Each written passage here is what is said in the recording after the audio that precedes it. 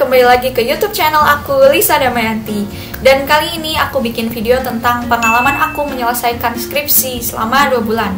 Jadi video ini lebih ke cerita aku ya, cerita aku bagaimana akhirnya aku menyelesaikan skripsi aku gitu selama 2 bulan.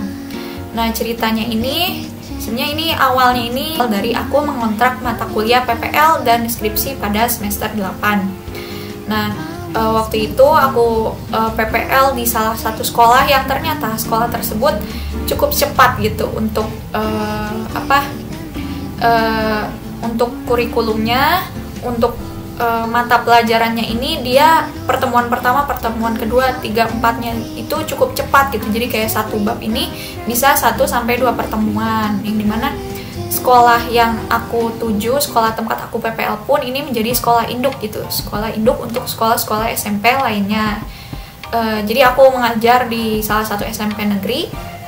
Jadi aku waktu itu membuat yang namanya proposal skripsi sebelum aku mendapatkan dosen pembimbing aku. Sebelum aku membuat proposal skripsi, aku sering gitu untuk datang ke perpustakaan untuk membuka-buka skripsi yang ada di sana. Kemudian aku muncullah ide mau meneliti tentang pengaruh kemampuan pemecahan masalah terhadap siswa SMP dengan model pembelajaran STEM waktu itu. Nah kemudian aku membuat proposal skripsi. Waktu itu aku kebingungan ya untuk membuat proposal skripsinya itu. Nah cara aku mengatasinya ini aku membuka skripsi yang dikira aku berpikir kayak ini judulnya kayak sama nih, kayak bentuk judulnya mirip gitu meskipun modelnya beda, meskipun kemampuannya beda gitu. Maksudnya kemampuan pembacaan masalah, kalau yang ini kemampuan komunikasi gitu. Nah ini beda tapi ada kemiripan gitu kan dari segi judulnya ini. Nah, kemudian aku melihat skripsi itu kayak bab 1 poin-poinnya kayak gini gitu, berarti yang bab 1 yang aku poin-poinnya mirip seperti itu, cuman beda gitu, agak beda karena yang aku katakan tadi aku kemampuan pemecahan masalah dan model pembelajarannya STEM gitu. Kalau yang satu lagi dia model pembelajarannya project based learning gitu, kayak gitu. Nah kemudian setelah aku menulis gitu ya, menyusun proposal skripsi aku laporkan gitu kan ke dosen koordinator skripsi waktu itu. Kemudian dari dosen koordinator skripsi setelah membaca skripsi mahasiswa, proposal skripsi mahasiswa, lebih ke waktu itu sih proposalnya ini diubah lagi ke dalam bentuk 2-3 halaman gitu, yang dimana formatnya ada disediakan di kampus. Waktu itu kampus aku Universitas Pendidikan Indonesia. Kemudian aku menunggu sekitar beberapa hari dan aku mendapatkan pengumuman bahwa dosen pembimbing aku aku mendapatkan info dua dosen yang menjadi dosen pembimbing aku. Nah setelah aku mendapatkan nama siapa yang menjadi dosen pembimbing aku bertemu. Sebelum bertemu aku mengechat beliau-beliau, aku memperkenalkan diri bahwa aku yang akan menjadi mahasiswa yang akan dibimbing oleh beliau-beliau. Kemudian bertemu dengan beliau-beliau, kemudian sebenarnya ketika pertemuan pertama aku kayak belum mempersiapkan banget kayak isi skripsinya aku. Ini belum otak aku, jadi kayak belum terlalu paham banget waktu itu. Tapi untuk pertemuan pertama setelah ngobrol gitu ya dengan dosen aku, judul aku ini gimana nih gitu, ternyata oke gitu, dari dosen pembimbing 1 aku oke, dosen pembimbing kedua aku oke. Dan mereka ada memberikan masukan yang dimana masukannya itu tapi nggak mengubah judul gitu, nggak mengubah si judul skripsi aku gitu. Nah kemudian selain aku dapat dosen pembimbing aku juga kan ikut PPL ya, aku mendapatkan dosen pembimbing PPL aku. Nah ketika aku datang ke SMP tempat aku PPL dan aku dikasih tugas PPL yang ternyata banyak banget, itu di situ aku yang merasakan yang namanya stres bagaimana membagi waktu PPL dan skripsi aku. Tapi alhamdulillah akhirnya bisa. Dan untuk sesi aku membagi waktu antara PPL dan skripsi aku nanti akan ada videonya. Kemudian kita lanjut ya. Jadi setelah aku bimbingan gitu kan dengan dosen aku pada waktu bimbingan pertama, setelah bimbingan pertamanya aku mulai membuat skripsi aku bab 1, bab 2, bab 3 gitu. Kemudian abis itu setelah aku buat nih bab 1, bab 2, bab 3-nya yang meskipun aku udah bikin proposal tapi kayak pengen bikin bab 1, bab 2, bab 3 lagi, dilihat lagi, dibuat rapih lagi lah pokoknya. Kemudian udah dibuat rapih lagi, aku bimbingan lagi gitu dengan kedua dosen aku. Kemudian dapat revisi, bimbingan lagi, diperbaiki lagi, kemudian bimbingan lagi, revisi, dapat revisi, diperbaiki lagi dan bimbingan lagi. Nah gitu seterusnya. Dan untuk skripsi aku ini sebelum COVID ya, jadi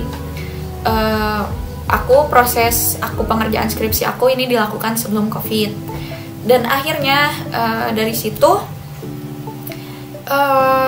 pada bulan keempat aku PPL itu ada berita COVID gitu. Dari pertamanya sih COVID-nya ini ada di Wuhan dulu COVID-nya. Nah belum diliburkan nih saat itu. Dan aku untuk skripsi aku karena bab 1 sampai bab 3-nya dirasa udah kelar meskipun ada revisi, aku langsung nih udah mau membuat instrumen dan berbicara dengan guru PPL aku bahwa aku mau untuk melakukan uji instrumen gitu. Nah kemudian awalnya ini aku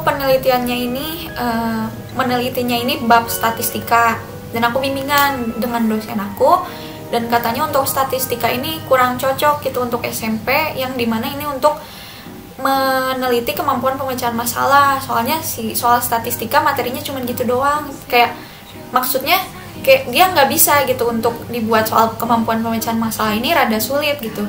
Dan akhirnya coba gitu untuk dosen aku merekomendasikan untuk coba diganti babnya, diganti materinya, jangan tentang statistika, coba tentang segi 4 dan segi 3. Kemudian waktu itu aku posisinya udah kayak udah ngebooking gitu ya ke guru PPL aku bahwa aku hari Jumat akan melakukan uji instrumen gitu. Jadi kayak ngebagiin soalnya ke siswa-siswa yang ada di SMP tempat aku PPL. Jadi lebih ke satu kelas sih waktu itu aku mendapatkan jatah untuk bisa menguji instrumennya ini ada satu kelas, ini mana kelas 8. Jadi aku penelitiannya akan mengajar ke kelas 7, tapi untuk menguji instrumennya aku menguji instrumen ke kelas 8, yang dimana kan kelas 8 ini udah mendapatkan materi yang kelas 7. Nah kemudian aku waktu itu kan bimbingan hari Rabu ya. Nah hari Rabu aku ngobrol nih dengan dosen aku, berbicara kalau bab ini diganti berarti waktu aku cuma 1 hari gitu untuk bisa mengganti soal-soal yang telah aku buat gitu. Dan aku awalnya ini kayak nggak yakin gitu apakah bisa gitu untuk aku mengganti sehari gitu, apakah udah bisa gitu untuk mendapatkan ide soal-soal kemampuan pemecahan masalahnya seperti apa. Tapi karena dosen pembimbing aku meyakinkan aku bahwa aku bisa gitu untuk mengganti soal-soal instrumen aku, dan akhirnya aku oke gitu mencoba gitu untuk mengganti soal-soal instrumen aku yang tadinya udah aku buat yang untuk bab statistika, akhirnya diganti deh untuk yang bab segi 4 dan segi 3. Dan alhamdulillah dosen memberikan revisi yang dimana revisinya ini gak memberikan banyak pengaruh gitu untuk soal-soal aku, jadi kayak masih bisa dipakai gitu untuk soal-soal aku gitu. Revisinya lebih ke penamaan gitu kayak gitu. Kemudian aku ujikan kepada anak-anak kelas 8 dalam satu kelas itu. Kemudian setelah aku ujikan, sebenarnya waktu itu kurang nih. Jadi anak-anak di dalam kelas ini ada sekitar 25 gitu. Dan aku membutuhkan 30. Dan artinya sisa 5 orang lagi kan, 5 orang siswa lagi. Dan cara aku mendapatkan 5 orang siswa itu, aku standby nih di sekolah sampai sore. Kan biasanya setelah kegiatan kelas ini kan ada kegiatan ekskul ya. Nah aku mencoba gitu untuk membujuk sekitar 5-10 siswa lebih, jadi aku sengaja untuk ada sisa gitu ya, untuk ada lebihnya gitu, jadi nggak pas 30 aku lebihkan jadi 30 lebih, itu sekitar 32-33 gitu waktu itu. Akhirnya aku mendapatkan jawabannya itu. Jadi aku membujuk anak-anak yang ekskul waktu itu, yang ternyata alhamdulillahnya anak-anak itu adalah anak-anak kelas 8, dan aku membujuk mereka untuk mengerjakan soal yang telah aku buat, dan akhirnya aku dapatlah jawaban dari hasil jawaban dari 30 lebih anak gitu, dan aku pegang, kemudian aku melakukan uji instrumen. Dari hasil jawaban anak-anak ini aku menguji yang namanya validitas, reliabilitas, dan sebagainya, yang dimana bagaimana untuk melakukan uji validitas, reliabilitas ini ada di video YouTube aku yang ini. Nah kemudian lanjut, saat aku lagi proses aku menghitung-hitung validitas, reliabilitas, berita yang COVID Wuhan ini udah menyebar udah di Indonesia, udah COVID-nya udah datang nih ke Indonesia waktu itu. Kemudian sekolah udah mulai ada berita diliburkan, dan akhirnya PPL dihentikan yang offline-nya. Kemudian dari situ akhirnya skripsi aku nggak bisa jalan nih, karena di kelasnya ini proses belajar mengajar di kelasnya ini tidak bisa dilakukan, dan kalaupun online pun nggak akan efektif. Dan akhirnya di situ aku berpikir lagi nih, aku punya waktu sebelum wisuda ketiga, jadi wisuda ketiga adalah wisuda terakhir untuk aku bisa lulus tepat waktu, dan itu waktu aku tinggal sisa 2 bulan, jadi 2 bulan lagi aku bisa mengerjakan skripsi aku. Dan aku waktu itu kan punya modalnya, ini adalah aku punya modal soal instrumen, soal yang udah diujikan, yang ada jawaban anak-anaknya. Dan akhirnya dari yang tadinya aku skripsinya kuantitatif, aku ubah nih, akhirnya aku ubah skripsi aku jadinya kualitatif, dan aku mengubah judul aku, jadi judul skripsi aku adalah tentang analisis kemampuan pemecahan masalah matematis siswa SMP pada materi segi 4 dan segi 3 melalui kerangka Polya. Nah dari situ selama 2 bulan untuk 2 minggu pertamanya, jadi 2 minggu pertama aku belajar yang namanya bagaimana menyusun penelitian kualitatif. Dan 2 minggu pertama itu adalah puncaknya stres aku, karena kayak rasanya aku harus diburu-buru nih, kayak rasanya buru-buru, akunya harus buru-buru untuk bisa memahami, untuk bisa belajar bagaimana penelitian kualitatif. Dan yang tadinya skripsi aku dari bab 1 sampai bab 3-nya udah jadi, itu dirombak lagi karena penelitian aku kan udah ganti ya, si judulnya udah ganti, otomatis bab 1 sampai bab 3-nya udah harus ganti gitu. Kemudian yang model STEM itu udah nggak ada di judul, jadi judulnya ini cukup untuk meneliti bagaimana kemampuan pemecahan masalah siswa pada materi segi 4 dan segi 3. Nah jadi kualitatif ini aku lebih ke memberikan hasil secara kuali kan lebih ke deskripsi ya, aku memberikan deskripsi hasil bagaimana siswa mengerjakan soal-soal yang telah aku berikan.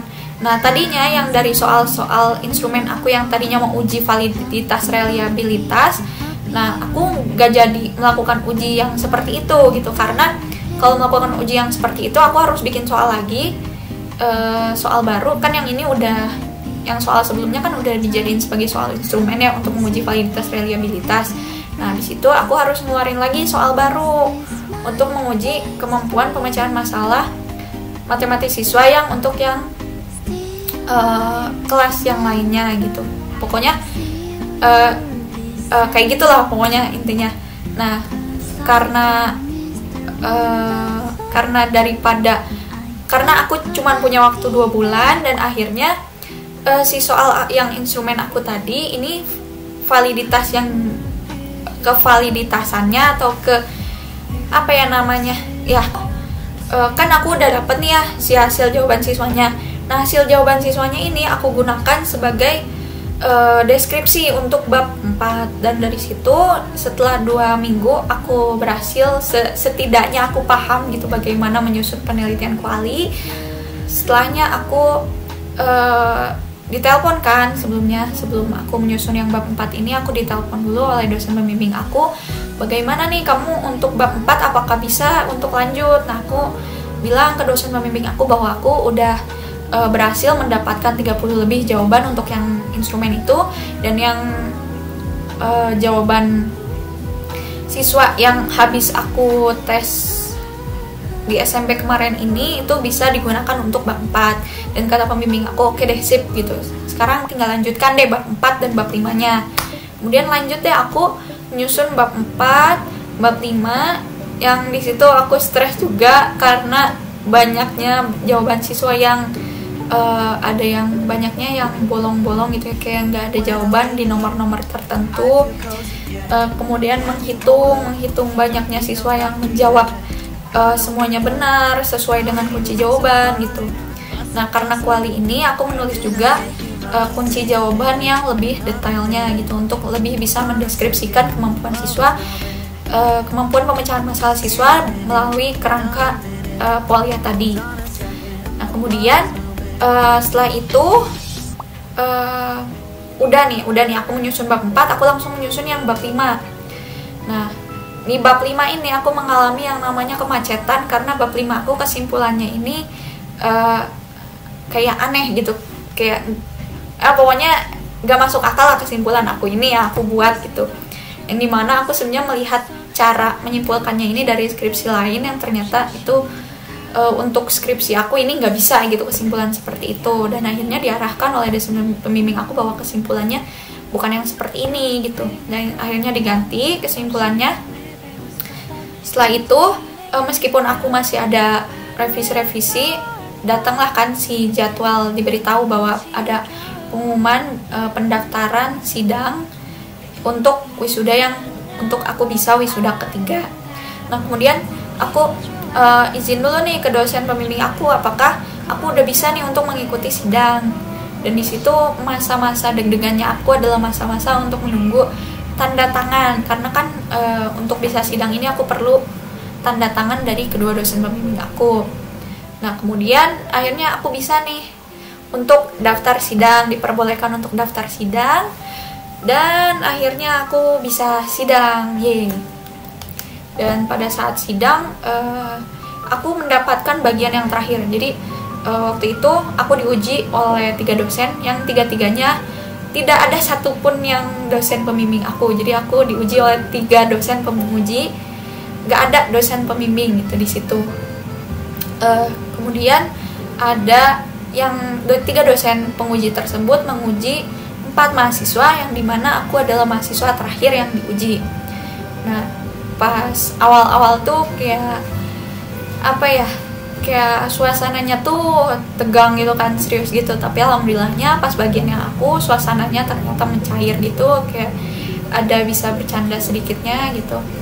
Karena di situ aku juga berusaha gitu untuk menjawab dengan santai gitu, berusaha untuk gak tegang gitu.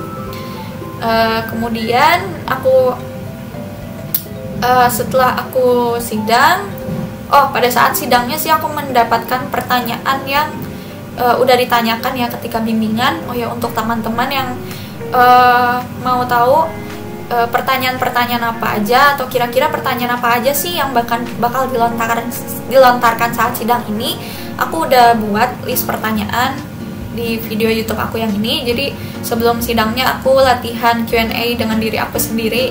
Jadi aku bikin PPT isinya pertanyaan-pertanyaan yang udah aku buat, kemudian aku jawab deh gitu. Jadi depan laptop aku Q&A sendiri gitu. Kemudian setelah itu aku sidang, habis sidang udah itu sidangnya lancar alhamdulillah. Dan habis sidang aku mendapatkan revisi yang cukup banyak, dan tapi alhamdulillahnya aku bisa wisuda ketiga deh. Nah, mungkin itulah pengalaman aku menyelesaikan skripsi selama 2 bulan. Skripsi aku selama 2 bulan.